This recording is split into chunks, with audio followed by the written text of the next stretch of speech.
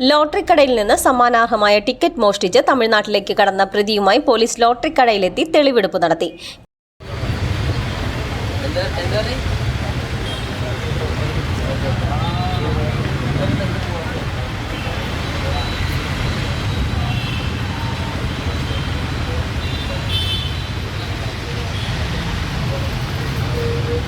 കേസിൽ പിടിയിലായ ലോട്ടറി കടയിലെ ജീവനക്കാരൻ കൂടിയായ തമിഴ്നാട് മധുര സ്വദേശി 36 വയസ്സുള്ള ഗണേഷിനെയാണ് ചങ്ങരംകുളം പോലീസ് കടയിലെത്തിച്ച് തെളിവെടുപ്പ് നടത്തിയത്.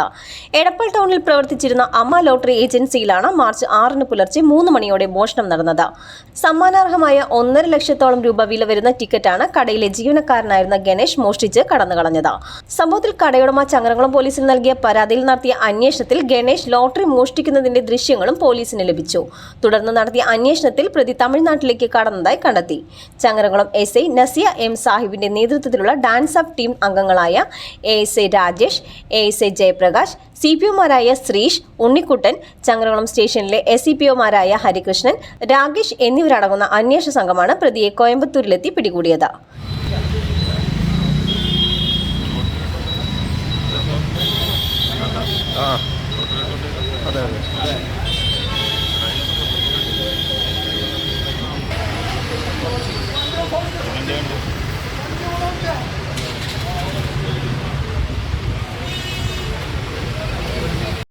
CNTV എടപ്പാൾ.